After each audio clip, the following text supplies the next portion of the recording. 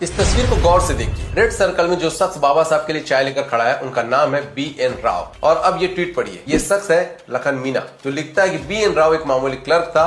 बाबा साहब कहते थे कि राव ये फाइल लाओ, वो फाइल रखो, टेबल साफ करो, चाय लाओ, और राव साहब यस सर बोलते थे। और आगे लिखता है कि BN राव मामूली ग्रेजुएट था और बाबा साहब के पास 32 डिग्रियों के सामने वो बौना था। लेकिन सच्चाई क्या है? तो गुरु सच्चाई ये है कि BN राव कोई मामूली क्लर्क नहीं थे, बल्कि एक IPS अधिकारी, अंतरराष्ट्रीय न्यायालय के न्यायाधीश और भारतीय संविधान के मुख्य सलाहकार थे। लेकिन भारत के संविधान पर काम करने से पहले 1946 में वर्मा के प्रधानमंत्री यू ऑन्ग सान ने उन्हें अपने देश का संविधान लिखने के लिए बुलाया था, जिसे वो पूरी ईमानदारी के साथ कंप्लीट करते हैं। इसके बाद ब्रिटिश सरकार चाहती थी कि राव को कलकत्ता हाईकोर्ट का जज बनाया जाए, लेकिन उन्होंने इनकार कर दिया। उन्होंने कहा कि मैं भारत के संविधान के लिए काम करना चाहता हूं। और फिर जुलाई 1946 में वायसराय लॉर्ड वेवेल ने उन्हें भारत की संविधान सभा का संवैधानिक सलाहकार नियुक्त किया।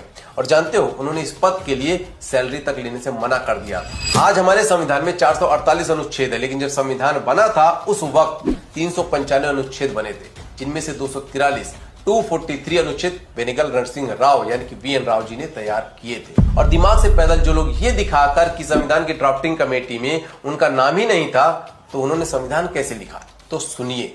जैसे कोई इंजीनियर इमारत बनाने से पहले उसका ब्लूप्रिंट तैयार करता है, वैसे ही उन्होंने संविधान बनाने के लिए एक ड्राफ्ट तैयार किया था, जिस पर बाबा साहब के प्रारूप समिति के 7 मेंबर्स और संविधान सभा के 299 मेंबर्स मिलकर चर्चा, बहस और संशोधन करते हैं। और फिर कहीं जाकर 395 अनुच्छेद और 8 अनुसूचियों वाला भारत का संविधान पूरा तैयार होता है। आसान भाषा में कहे तो BN राव संविधान रूपी इमारत के वो नींव, पिलर और दीवार थे जिस पर BR अम्बेडकर जी ने छत रखकर उसे पूरा किया था।